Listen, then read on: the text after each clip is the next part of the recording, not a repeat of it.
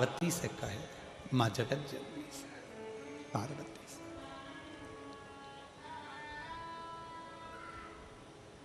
उज्जैन कौन कौन गया है? सब गए हो? रखो। शंकर जी के मंदिर में पार्वती जी हमेशा बैठी रहती है। उज्जैन महाकाल के मंदिर में पार्वती जी बैठी नहीं है, खड़ी हुई है। करें दर्शन आप लोगों ने? जम के तो बोलो, करें ना? पार्वती जी खड़ी। शिव बोले रवा भगत के लिए, पार्वती हर महीने मेरा भगत आता था, रवा भगत आ नहीं रहा। चंबल के पार रहता है, हो सकता है कहीं डाकुओं ने उसको कुछ त्राण दे दिया हो। तुम जाओ देखो क्या। पार्वती जी दौड़कर रवा भगत के यहाँ पहुंची और रवा भगत के यहाँ बूढ़ी का रूप रखकर उन्होंने क्या देखा कि रवा भगत के यहाँ तो खाने के भी लाले पड़ रहा है, खाने के लाले। क्यों? रहा नहीं गया। हाथ जोड़कर माता पार्वती जी ने रवा भगत से कहा, भगत जी, ओ भगत जी, पूरे नगरी में कोई दयालु दयार नहीं है, पूरी नगरी में कोई दानी नहीं है, मुझे भूख लगी है, तुम्हारे यहाँ रख लोगे? मेरा कोई है नहीं, मुझ बूढ़ी को तुम कृपा कर दीजिए, अपने रख ली। रवा भगत ने कहा, माता जी आप मेरे यहाँ रहो, मना नहीं है, पर दिक्कत केवल इतनी सी है, मैं थोड़ा सा भी जोड़ कर रखता हूँ, डाकू आक्रमण करते हैं और मेरा पूरा गांव छोड़कर मेरे घर में आक्रमण कर कर मेरा खाने तक का अनाज ले जाते हैं। मेरी पत्नी भी भूखी, मैं भी भूखा, मेरे बच्चे भूखे, तुम क्या करोगे? क्या खाओगी तुम? क्या खाओ? पार्वती जी ने कहा, मुझे यहां रहने दो, मुझे भी तो देखना है कि क्या हो रहा है।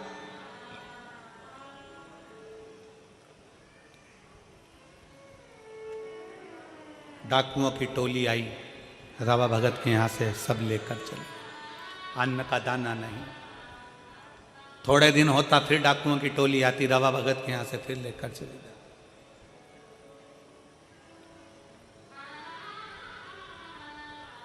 पार्वती जी ने डाकुओं को देखा और पूछा कि भाई इनको कम से कम खाने का तो छोड़ कर जाओ, खाने का तो छोड़ो। डाकू चिल्लाकर बोले, ये वो भक्त है जो हर महीना महाकाल जाता है, ये वो भक्त है जो हर महीना महाकाल जाता है, हमें देखना है कि महाकाल कब आकर इसको खिलाता है, हमें देखना है महाकाल कब आकर इसको खिलाता है, हमें देखना है। पार्वती जी मुस्कुराई, कहा अब तुम भी देखो कि महाकाल कब आकर खिलाता है। डमरू बजाता बजाता एक जोगीड़ा डमरू की नाद करते करते बजाता बजाता आ गया। पार्वती मुस्कुराकर बाहर निकलकर उस डमरू बजाने वाले जोगीड़ा का स्वागत करी। मेरे नाथ आ गए। जो आए, डाकू आए, सामान उठाए, वही सामान 4 गुना फिर बढ़ता जा। डाकू बाहर निकले, फिर सामान बढ़ता चले जा। डाकू फिर लेकर सामान निकले, फिर बढ़ता चले जा। बाहर इतना सामान इकट्ठा हो गया कि डाकू उठाने वाले कम पड़ गए, पर सामान कम ना हुआ। आखिरी में डाकुओं ने चरण पकड़ लिए कि महाकाल आकर खिलाकर भी जाता है, महाकाल आता है खिलाकर भी जाता है। अकाल मृत्यु वो मरे जो काम करे चंडाल का, काल उसका क्या बिगाड़े जो भक्त हो महाकाल का। मेरा महाकाल जो नियम बनाता है कि मैं कुबेरेश्वर धाम आऊंगा, मैं उज्जैनी जाऊंगा, मैं काशी विश्वनाथ दर्शन करने के लिए जाऊंगा, मैं महाकाल के दरवाजे पर जाऊंगा, जो नियम बनाता है 1-2 महीना, 4 महीना, 6 महीना, 5 महीना नियम तुम बनाते हो, बाकी के नियम मेरा महादेव निभाता है। अभी कथा में कहा था, शंकर को जल चढ़ाने वाला अगर 6 महीना 1 साल बाद भूल भी जाए, पर शंकर नहीं भूलते, शंकर तो उसको पकड़कर रखते हैं, शिव उसको पकड़कर रखते हैं।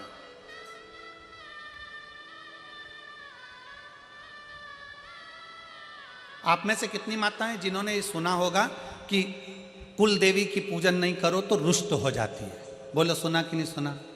अरे जम के तो बोलो। वो देवता की पूजन मत करो तो वो रुष्ट हो जाते हैं। बोलो सुना कि नहीं सुना? अरे जम के तो बोलो। सुना। अगर उनको प्रणाम नहीं करोगे तो रुष्ट हो जाते हैं। बोलो सही है। दिवाली पे सास को प्रणाम नहीं करो तो वो भी रूठ जाती है। बोलो सही है कि गलत है? अरे जम के बोलो जरा। ठीक है। करवा चौथ पर पति की पूजन नहीं करो तो वो रूठ जाता है। बोलो सही है कि गलत है? भाई दूज पर बहन भाई को राखी ना बांधे तो भाई रूठ जाता है। भाई दूज पर बहन भाई को तिलक ना करे तो भाई रूठ जाता है। बोलो बोलो सही है कि गलत है? संसार में सब रूठते हैं, पर शिव महापुराण की विद्येश्वर संहिता कहती है जो एक बार शंकर को जल चढ़ा देता है, शंकर उससे कभी नहीं रूठते हैं। शिव उसके गले लगते हैं। शिव गले लगते हैं।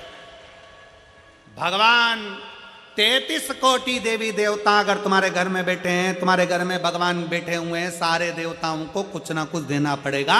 शंकर का शिवलिंग तुम्हारे घर के अंदर है। तुम अगर बाहर 1 महीना, 4 महीना, 6 महीने के लिए चले भी गई हो तो चले जाओ। घर में अगर शंकर का शिवलिंग है, तुम सोचोगे उस पर जल नहीं चढ़ा तो पाप करेंगे। अगर मैंने पानी नहीं चढ़ाया तो शंकर जी श्राप देंगे। मैंने शंकर जी को अगर फूल नहीं चढ़ाया शंकर जी क्रोध करेंगे। मैंने शंकर जी को बेलपत्री नहीं चढ़ाई तो वो गुस्सा करेंगे। नहीं, शिव महापुराण की कथा कहती है तुम्हारे घर के अंदर अगर शंकर का शिवलिंग है, तुम कहीं पर भी चलेगा, 6 महीना, 4 महीना, 15 दिन, 20 दिन, 1 महीना, कहीं पर भी चले गए, शंकर का शिवलिंग है तो एक बेलपत्री चढ़ाकर, एक चावल का दाना चढ़ाकर तुम्हारी मर्जी पड़े जहां चले जाओ। और 6 महीने क्या 12 साल बाद भी अगर तुम वापिस आओगे तो शंकर कभी तुम्हें पाप नहीं देगा, कभी श्राप नहीं देगा। शंकर शंकर ही रहेगा, शिव शिव ही रहेगा। कुल देवी की पूजन मत करो, कुल देवी रूठ गई। इन देवी की पूजन मत करो, वो देवी रूठ गई। उन देवता की पूजन मत करो, वो देवता रूठ गए। उनका वर्णन मत करो, वो रूठ गए। सास को प्रणाम नहीं करा, सास रूठ गई। बहू की शादी की सालगिरह थी, सास ने विश नहीं करा तो बहू रूठ गई। हमारी मम्मी ने हमको विश नहीं करा। अब मम्मी भी सोचे दिन भर तो विष घोलती है, क्या विष करूं तुझको, करूं तो करूं क्या ना। शिव शिव है, मेरा महाकाल राजा, मेरा महाकाल है। भाई शिव महापुराण की कथा कहती है, शंकर का संवाद कहता है, शिव तत्व कहता है, शिव पुराण कहती है।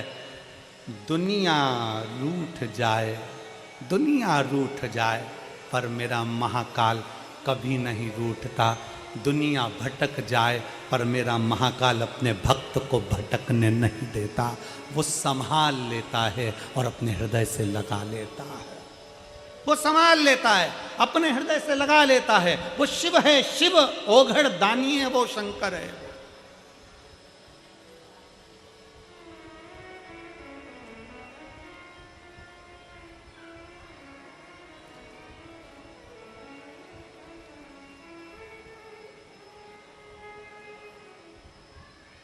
वो साधारण नहीं है, उसको पहचानना कठिन है।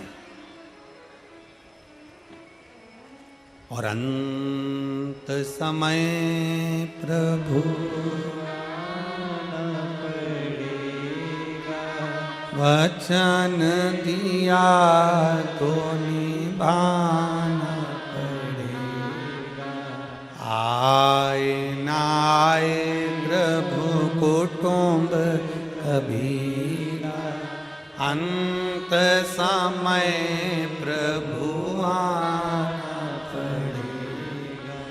वचन दिया तो निभाना पड़ेगा। अंत समय प्रभु आना पड़ेगा। वचन दिया तो दुनिया रूठ जाए, दुनिया भटक जाए, मेरा शिव तुम्हें भटकने नहीं दे सकता।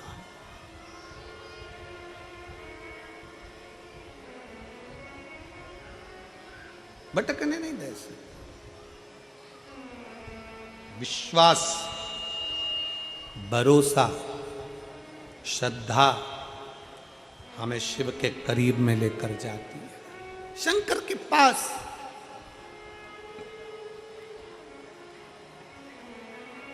बरकरेश्वर महादेव की कथा कर रही है।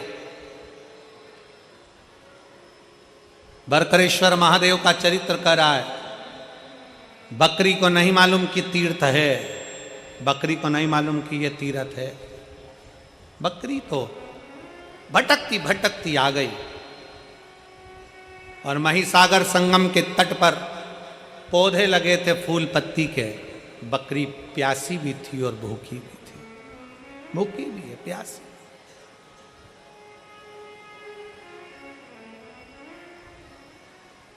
बकरी भूखी भी है और प्यासी भी है।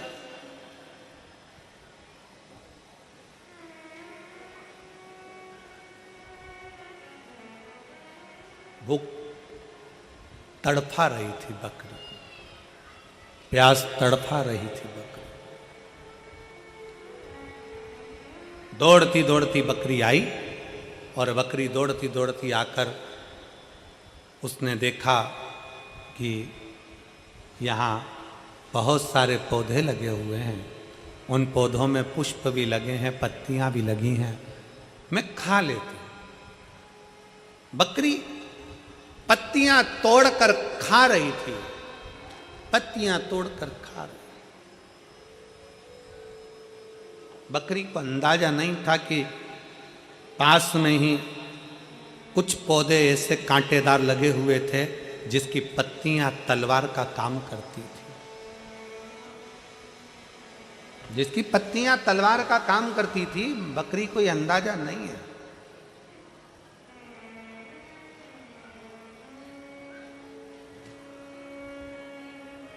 बस बकरी ने पत्तियां खाना प्रारंभ करा। बकरी ने पत्तियां खाना प्रारंभ करा और खाते खाते उसका ध्यान नहीं गया, क्योंकि व्यक्ति अपने कार्य में इतना डूब जाता है कि उसको अन्य कार्य का स्मरण नहीं हो पाता।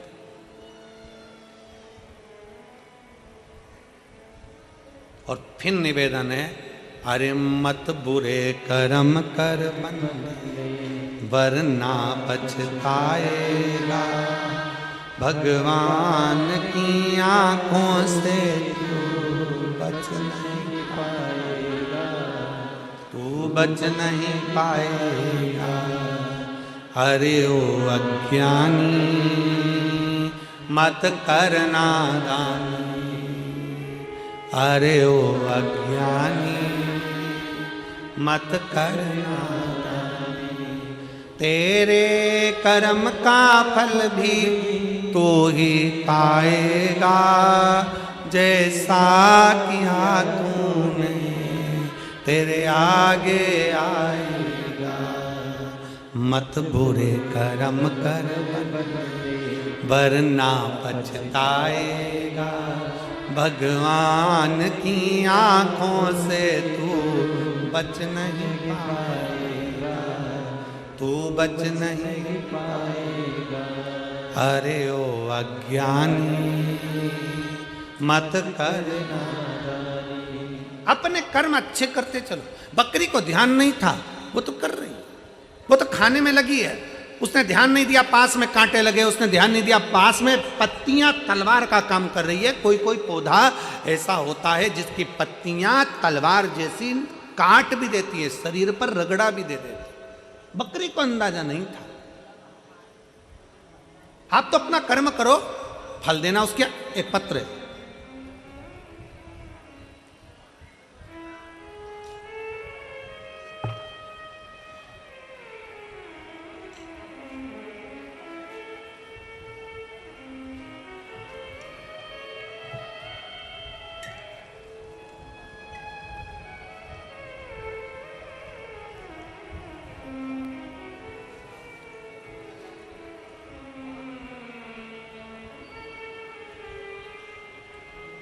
मेरा नाम सुमन पंचाल, डोली, पत्नी ब्रजेश पंचाल, स्थान जवाहर कॉलोनी, फरीदाबाद।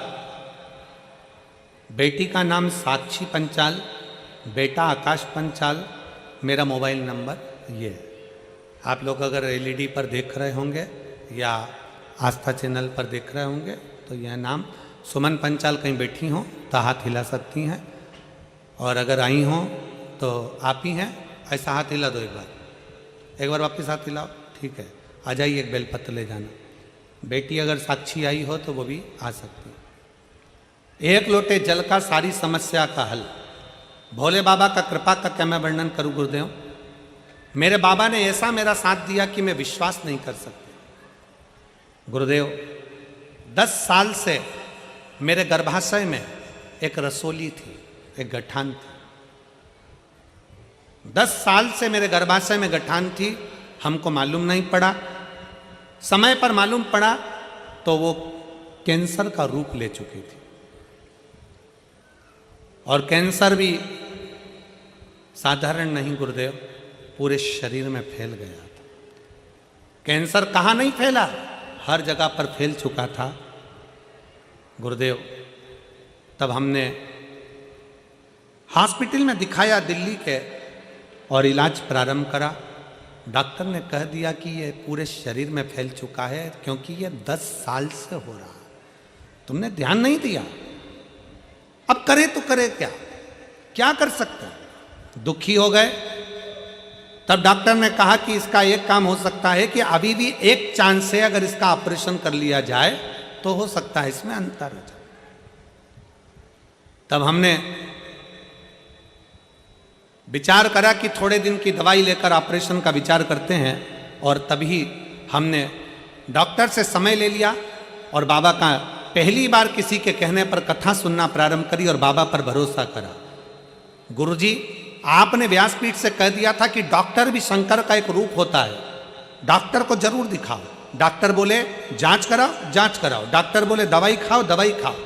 गुरुजी, आप बोलते हो कि डॉक्टर शिव का एक रूप रहता है, तो हमने डॉक्टर को शंकर मानकर, डॉक्टर को हमने नमन कर कर, प्रार्थना कर कर, उनसे भी हमने श्री शिवाय नमस्तुभ्यम बुलवाकर, और डॉक्टर से कहा डॉक्टर साहब मेरे कानों के पास श्री शिवाय नमस्तुभ्यम चलने देना और मेरा ऑपरेशन कर देना। डॉक्टर भी स्वीकार करे, और डॉक्टर को शंकर का एक रूप मानकर हमने ऑपरेशन करा लिया। ऑपरेशन कराने के बाद डॉक्टर ने कहा कि शरीर में तो बहुत ज़्यादा मात्रा में फैला हुआ है, अब बाबा ही जाने, और जिस पर तुम भरोसा करती हो वो जाने। हम शिव पर आश्रित हो गए। शंकर का चढ़ा हुआ जल लेकर पीना चालू कर दिया, रुद्राक्ष का जल पीना प्रारंभ कर दिया। गुरुजी, समय तो डॉक्टर ने हमको थोड़े से महीना का दिया था, पर आज बाबा की कृपा से मैं पूरी तरह से ठीक हो गई। मैं बाबा को यहाँ नमन करने के लिए आई हूँ। गुरुदेव, दूसरी बात और बताना चाहती हूँ। मेरी बेटी कभी आप पर भरोसा नहीं करती थी, कभी शंकर पर भरोसा नहीं करती थी, कभी किसी मंदिर में नहीं जाती थी, कभी मंदिर में नहीं जाती। उसने गवर्नमेंट जॉब के लिए इतने एग्जाम दिए, पर किसी एग्जाम में बेटी का नहीं हुआ। कई जगह पर बेटी ने पूछा भी, पर सबने जो जो बताया सब करा, पर बेटी का नहीं हुआ, तो उसका विश्वास खत्म हो गया। जब बेटी का विश्वास खत्म हो गया, तब मैंने अपनी बेटी से कहा कि शंकर भगवान जब मुझे रख सकते हैं तो तेरे भी गोद भर सकते हैं, तू एक बार पशुपतिनाथ का व्रत कर। मेरी बेटी कहती है मम्मी क्यों मुझे नौटंकी करने का बोलती हो, क्या होगा पशुपतिनाथ व्रत करने से, 5 दिया लगाने से, 6 दिया लगाने से क्या होने वाला है।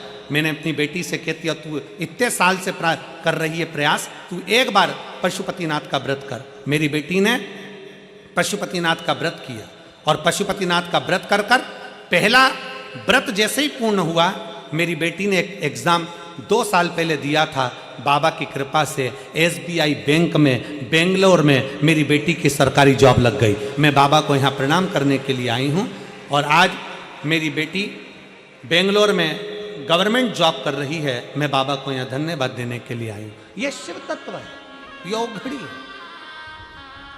अजय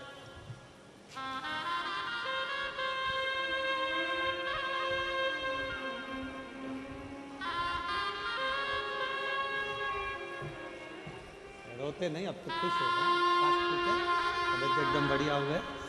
ये बेटी को भी देना, उसको भी बधाई। आप आंसू पोछो, ठीक है। अच्छे खुश होकर जाओ, है शिव कृपा बनी रहे। बाबा बधाई। एक बेटी को भी देना है काट के लिए। अब ठीक हो पूरी तरह से।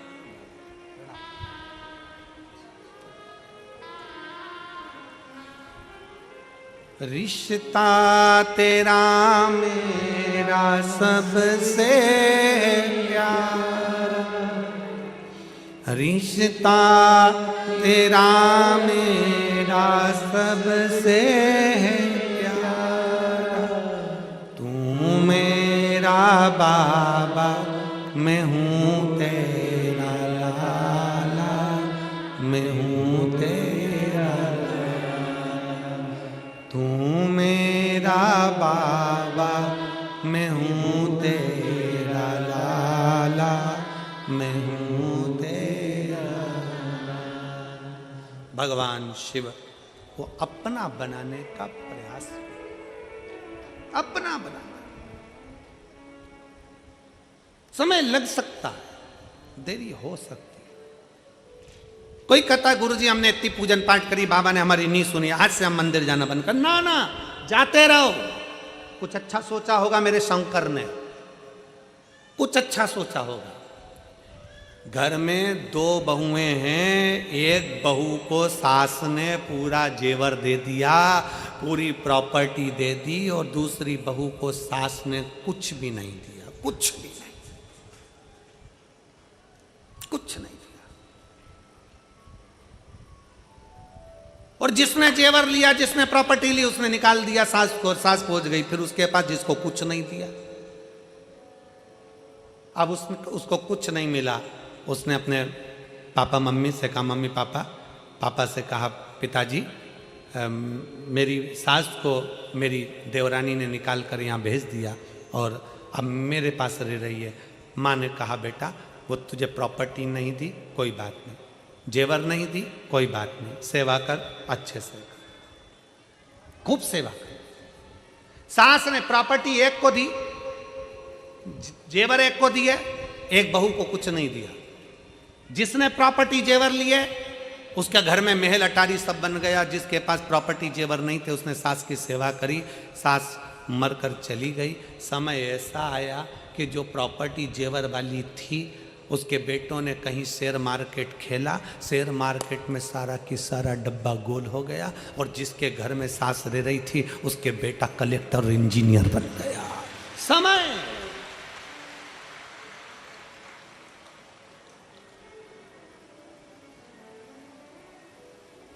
तुम्हारी नहीं सुनी ना बाबा भोलेनाथ जी ने। बाबा मैंने इतना अभिषेक करा, पूजन करा, अर्चना करी, शंकर जी ने मेरी नहीं सुनी। मैंने शंकर जी से कहा था बस एक काम कर दो, ये काम कर दो, शिव ने नहीं सुनी। अरे कुछ अच्छा सोचा होगा, मेरे बाबा कम नहीं देते, मेरा बाबा थोड़ा रुक कर देगा, अच्छा देगा और बड़ी प्रबलता से देगा। आपकी भक्ति कम नहीं होना चाहिए, आपका विश्वास कम नहीं होना चाहिए, आपका भरोसा कम नहीं होना चाहिए, आपकी दृढ़ता कम नहीं होना चाहिए।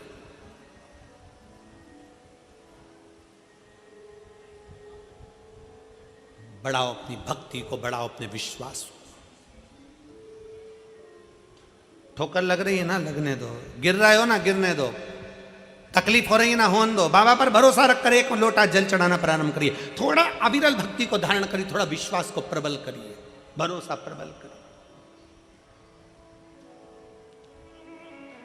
और खाली ना जाता कोई दर से तुम्हारे, खाली ना जाता कोई दर से तुम्हारे, मैं भी खड़ी हूँ नन्ही बाहें पसारे, अपने हृदय से लगा लो, लगा लो, गिना जा रहा हूँ, उठा लो, उठा लो। भोले अपने दर से अब तो ना टालो, गिरी जा रही हूँ, उठा लो। आप उसको साधने का प्रयास करें। शिव मंदिर में जाकर एक लोटा जल चढ़ाने का प्रयास करो। लोटा भर के जल नहीं हो तो 3 बार ताली बजा दिया करो। ये भी नहीं बन सके तो बम बम भोले, और ये भी ना हो सके तो शिखर का दर्शन कर लिया करो। ये भी ना बन सके घर बैठकर श्री शिवाय नमस्तुभ्यम बोल लिया करो।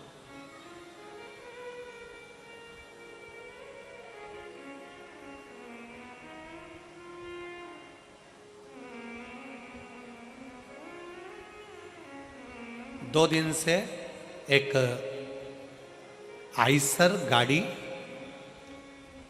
आती है, उसमें पानी की बोतल रखी होती है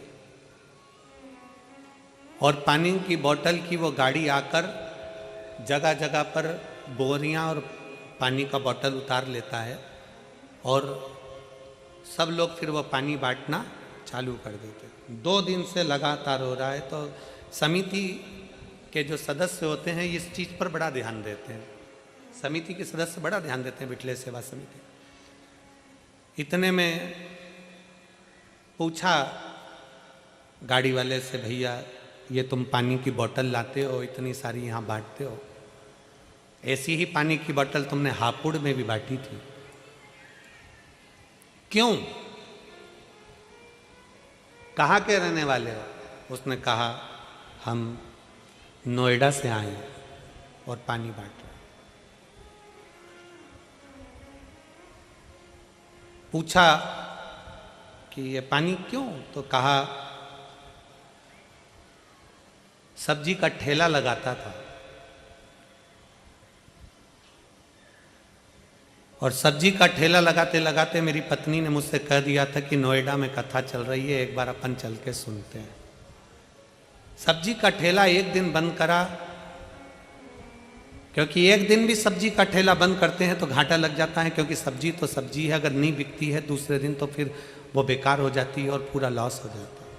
पर एक दिन ठेला बंद करा, नोएडा कथा सुनी, बाबा से बस प्रार्थना करी, बाबा तू ऐसा दे देना कि मैं भी दोनों हाथों से लुटाता रहूं।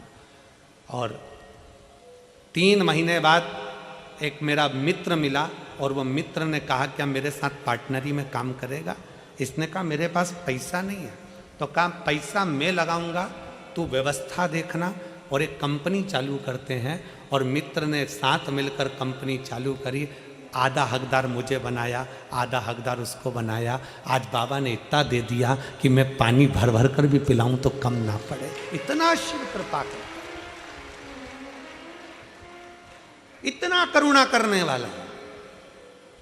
क्यों ये मेरी जीजियां, क्यों मेरे जीजा पानी बिस्कुट घर से रोटी बना कर ले आते हैं, पोहा बना कर ले आते हैं, जहां बैठते हैं वहां 5 लोगों को 10 लोगों को अपने पास में बैठे हुए को दोने में भर भर कर खिला देते हैं। खिचड़ी बनाकर डब्बे में लेकर आती हैं माताएं, साथ में अपने बैग में थोड़ी सी टॉफी डाल लाती हैं। क्यों? उसका फल मेरा शंकर देता, अच्छी जगह का फल देता। कितना वर्णन किया गया महाराज। एक कसाई गाय को लेकर जा रहा है, कसाई गाय को लेकर जा रहा था, निकलते निकलते कसाई थक गया, गाय को खींच रहा था, कसाई गाय को खींच खींच कर ले जा रहा है। कसाई थक गया, थक कर देखा कि कहां जाऊं, गाय को बांध दिया पेड़ से, सामने धर्मशाला थी, उस धर्मशाला में कसाई चले गया। धर्मशाला में कसाई बैठा, रात्रि को बैठकर भूख लगी, भंडारा चल रहा था, उसमें से भोजन कर लिया, भोजन करा, रात को सोया। दूसरे दिन कसाई गाय को लेकर फिर चल दिया। गाय को लेकर जब कसाई गया, गाय कटी, तो जो कसाई जिस धर्मशाला में ठहरा था, जो कसाई जिस भोजन को करा था, जिसका भोजन था और जिसकी धर्मशाला थी, उस कसाई ने जिस गाय को काटा था उसका आधा आधा हिस्सा उस धर्मशाला के मालिक को भी गया, उस भंडारे वाले को भी गया। आश्चर्य में पड़ गया। धर्मशाला का मालिक जब ऊपर गया तो भगवान से कहता है मैंने तो धर्मशाला बनवाई थी, मुझे नरक क्यों डाल रहे हो? दूसरा बोला मैंने भंडारा करा था, मुझे नरक क्यों डाल रहे हो? इतने में यमराज ने कहा, धर्मराज ने न्याय देकर कहा कि वो कसाई गाय लेकर जा रहा था, उसने तेरी दी हुई धर्मशाला में विश्राम करा। शिव पुराण कहती है अगर दान करना है, किसी को अन्न का दान कराना है, पानी पिलाना है, तो इतने भक्त जब एक साथ भगवान का भजन कर रहे हैं, दान करने का स्थान होता है कि कहाँ करो। गलत जगह पर कर कर अगर कोई गलत व्यक्ति खाकर निकल गया, गलत व्यक्ति बैठकर निकल गया, तो उसका भी दोष हमको लगता है। आपको तो गर्व होना चाहिए कि मैंने शंकर के एक भक्त को पानी पिलाया, आपको गर्व होना चाहिए कि मैंने शंकर के एक भक्त को भोजन कराया, आपको गर्व होना चाहिए कि मैंने शंकर के एक भक्त को बिस्कुट खिलाया या टॉफी खिलाई, मैंने शंकर के एक भक्त को बिठाया हुआ, शिव का भक्त दिन रात शंकर की भक्ति में डूबा हुआ था, उसको दिया। मैंने किसी ऐसे एरे गिरे नत्थु खेरों को नहीं कि किसी को दे दिया और उसने दारू की दुकान पर जाकर पैसे फूंक दिए, उसने वेश्यावृत्ति में जुए में पैसा लगा दिया। आज के जमाने में बहुत रूप रख रख कर लोग साधु सन्यासी का रूप रख कर आते हैं, मांगते हैं और मांग कर वो पैसा मदिरा में लगा देते हैं, जुए में लगा देते हैं। सावधान, अपने धन का सदुपयोग करिए, सही जगह पर करिए, सत्कर्म की ओर बढ़िए। कोई ऐसा निर्माण भी मत करिए जिस निर्माण में अगर कोई पाप कर्म हो रहा है तो उसका लिप्तता हम पर आए। अगर कोई पाप कर्म कर रहा है तो उसकी लिप्तता हम पर आए। ना ना ना, अच्छा कर्म करिए, श्रेष्ठ कर्म की ओर बढ़े। कई बार बड़ा कर्म भोग मनुष्य को भोगना पड़ता है। बहुत कितना सुंदर कहा है, ट्रेन के अंदर लोग सफर करते हैं, एक बच्चा आता है, कपड़े उतारता है, ट्रेन में पोछा लगाने लगता है। देखा है तुम लोगों ने? अरे बोलो तो जम के, किस किस ने देखा है जरा बोलो। ट्रेन में सफर कर रहे हो, एक लड़का आया, कपड़े उतारे, पोछा लगाने लगा अपने कपड़े से, कचरा भी ना चले गया। बाद में तुम्हारे पास आया, मांगा, उसको तुमने 1 रुपया 2 रुपया 5 रुपये दिया, अगले स्टेशन पर उतरा, कोई नशे का सामान लिया, कपड़े में उसने भरा, सूंघ सूंघ कर किसी ट्रेन की चपेट में आ गया, कहीं जाकर मर गया गिरकर। उसके मरने में 1 रुपया तुम्हारा भी लगा है, इसलिए नरक तुमको भी भोगना पड़ेगा। उसके मरने में 1 रुपया तुम्हारा भी लगा है, तो तुम कहोगे मैंने तो अच्छे के लिए दिया था। ना ना, जब सरकार ने लगा रखा है सफाई कर्मी, जब सरकार ने लगा रखा है सफाई करने वाला, तो तुमने उस बच्चे को क्यों रुपया दिया? किसी भूखे को भोजन, मालूम है वो बच्चा नशा कर रहा है, उसके नशे में तुम्हें 1 रुपया शामिल करे हो तो तुम्हें भी भोगना पड़ेगा।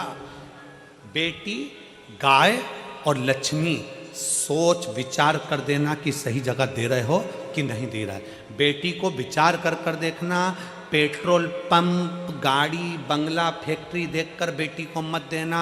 मालूम पड़े फैक्ट्री के मालिक को बेटी दे दो, और जिस लड़के से ब्याया वो लड़का दिल्ली से ही फरीदाबाद नहीं आ रहा है, मालूम पड़े वो गया वहां, मालूम पड़े गुड़गांव ही नहीं आ रहा है, नोएडा ही नहीं आ रहा है, बेटी इंतजार कर रही है, अभी तक नहीं आए, अभी तक नहीं आए, अभी तक नहीं आए, अभी तक नहीं आए। फैक्ट्री का मालिक था, पेट्रोल पंप वाला था, गाड़ी बंगला था, बेटी को ब्याह दिया धन देखकर, और बेटी रो रो के मरी जा रही है। ऐसी जगह बेटी को मत ब्याहना। लड़का ऐसा ढूंढना जो तुम्हारी बेटी का सम्मान करे, आदर करे, सत्कार करे, तो बेटी को ब्याहना। गाय ऐसी जगह पर मत देना। हमारे दादाजी चले गए, पंडित जी को गाय देना है, पंडित जी ने गाय ली, गाय लेकर चले गए, थोड़े दिन तक गाय ने दूध दिया, बांध कर रखा, गाय ने दूध देना बंद कर दिया। पंडित जी के खुद के रहने की जगह नहीं, तो गाय को कहाँ रखें? उनने तीसरे को भेज दिया, तीसरे ने चौथे को बेचा, चौथे ने 5वें को बेचा, बाद में गाय कसाई के यहाँ चली गई। जब गाय कटी तो जिसने दान करा उसको भोगना पड़ा। और तीसरे नंबर पर है लक्ष्मी। भिखारी के कटोरे में पैसा डालने से पहले विचार करो कि भिखारी कहां लगाएगा।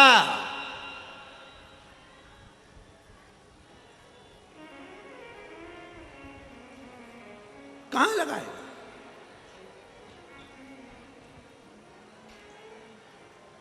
हमारे यहां सीहोर में कुबेरेश्वर धाम के प्रांगण के अंतर्गत और कुबेरेश्वर धाम के दरवाजे पर भी भिक्षा मांगना अलाउ नहीं है हमारे।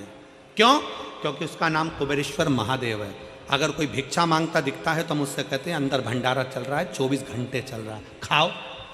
और तुम्हें तनख्वाह चाहिए तो झाड़ू लगाओ, काम करो धाम पर, समिति तुमको महीने की तनख्वाह देगी। पर वो टिकते ही नहीं है। जैसे उनको मालूम पड़ा कि तनख्वाह भी मिलेगी, थोड़ी बहुत मिलेगी, और भोजन भी फ्री का मिल रहा है, क्योंकि उनको तो करोड़ों में धन चाहिए, वो काम छोड़कर भाग जाते हैं, चले जाते हैं। इसीलिए कुबेरेश्वर धाम के आसपास भिखारी टिकता ही नहीं है, क्योंकि भोजन फ्री है, रहना फ्री है। थोड़ी मेहनत करो, कर्म करो, सफाई करो, बाबा का गुणगान करो, फूल पत्ती को हटाकर साइड में रखो, अपने आप तुम्हें तनख्वाह मिलेगी। पर कोई रहने को तैयार नहीं। अपने धन का सदुपयोग करो, अपनी बेटी को सही जगह दो, अपनी लक्ष्मी को सही जगह दो, और गौ माता को सही जगह दो। बेकार जगह पर नहीं भेजिए, बेकार जगह पर नहीं भेजिए। सबके लिए है, शिव शिव है, शंकर शंकर है। और जब तुम उसको बुलाओगे, बरकरेश्वर महादेव की कथा कर रही है, बकरी आई है, भूखी है, प्यासी है, भगवान वो बकरी को नहीं मालूम कि यहाँ एक धारदार कोई कांटा लगा है, कोई वो कांटे से, उसके पत्ते से उसका शरीर कट जाएगा, उसको अंदाजा नहीं हो पा रहा, उसका अंदाजा नहीं। वो तो अपने कर्म में लगी हुई है, अपने कर्म।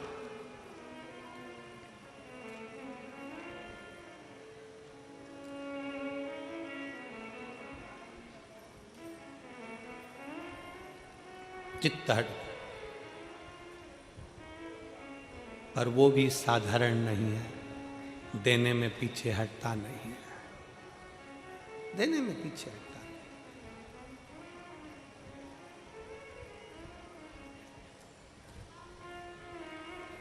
और महाराज उसकी याद, उसका स्मरण हमें सुख प्रदान कर देता, उसकी याद, उसका स्मरण।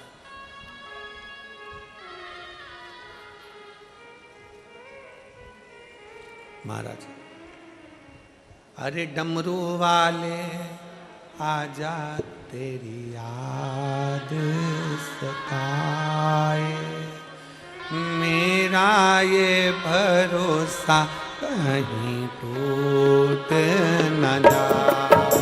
ओ डमरू वाले आजा तेरी याद सताए, मेरा ये भरोसा कहीं टूट न जाए। ओ कहाँ भोले बाबा, ओ डमरू वाले आजा तेरी याद सताए, मेरा ये भरोसा कहीं टूट न जाए। ओ डमरू वाले आजा तेरी याद सताए, मेरा ये भरोसा कहीं टूट न जाए। सब गाइए प्रेम से।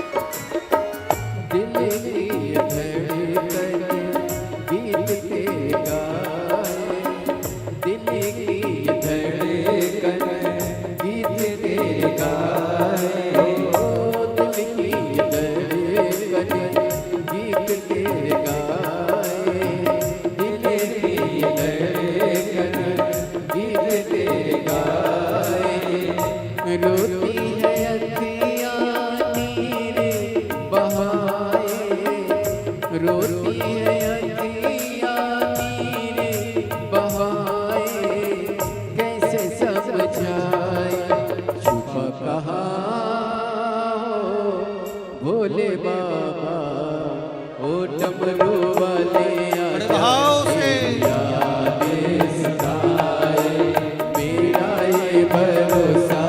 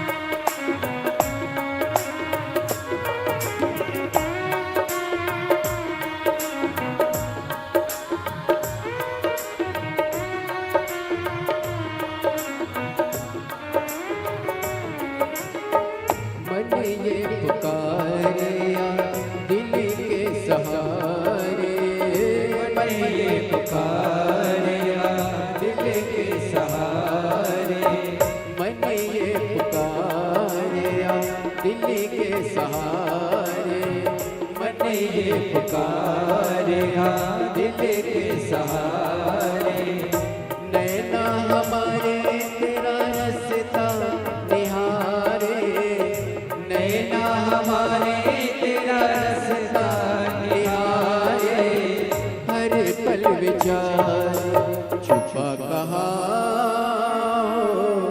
बोले बाबा, ओ डमरू वाले आजा, तेरी याद सताए, मेरा ये भरोसा कहीं टूटे न जाए। ओ डमरू वाले आजा, तेरी याद सताए, मेरा ये भरोसा कहीं टूटे न जाए। छुपा कहाँ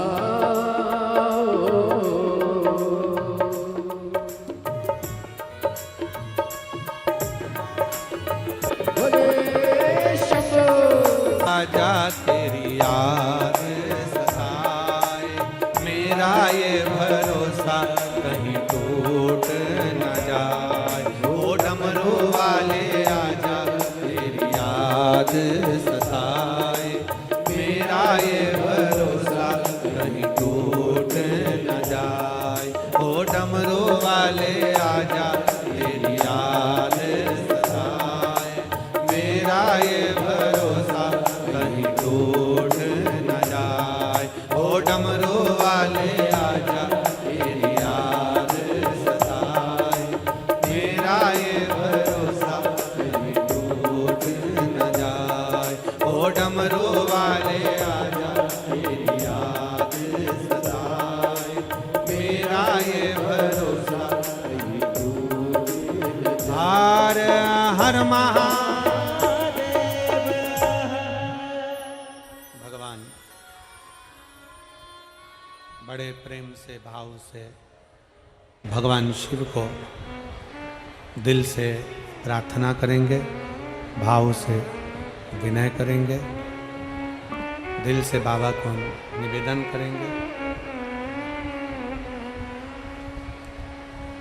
जहाँ जगह मिले वहाँ बैठ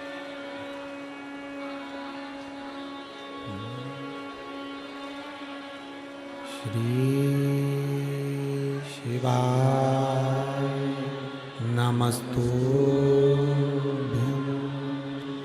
श्री शिवाय नमस्तुभ्यं, श्री शिवाय नमस्तुभ्यं, श्री नमस्तुभ्यं, श्री शिवाय नमस्तुभ्यं। भोला सब दुख काटो हमारा, ओ भोला सब दुख काटो। शिव शंकर जपूं तेरी माला, भोले बाबा जपूं तेरी माला, भोला सब दुख काटो। ओ भोला सब दुख काटो। वेश है मंगल मंगलकारी, वेश है मंगल मंगलकारी। शमशान वासी हमारा, शमशान वासी हमारा, ओ भोला सब दुख काटो। ओ भोला सब दुख काटो।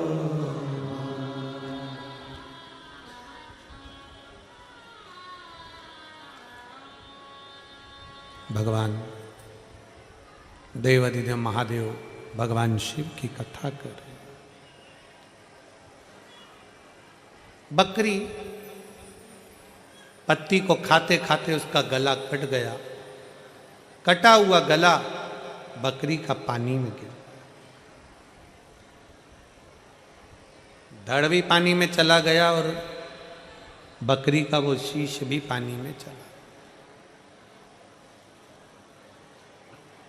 मही संगम था।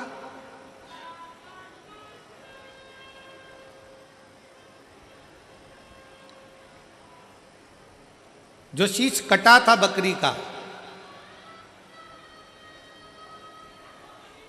पवित्र धाम में वो शीश गिरा था, इसलिए संत श्रृंग राजा की बेटी के जन्म के समय पर उसकी बेटी के ही धड़ पर वो शीश लग गया।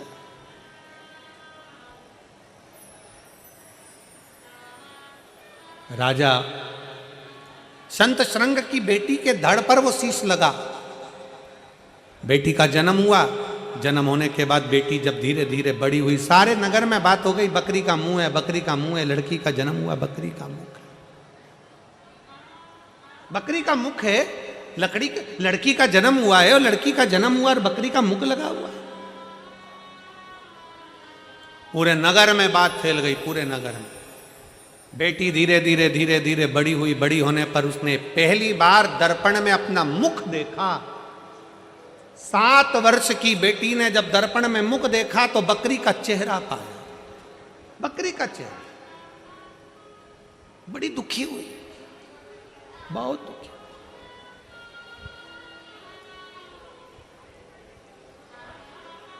कल कथा में कहा था, भाग्य लिखने वाला देव है पर भाग्य बदलने वाला महादेव। भाग्य एक पत्र है।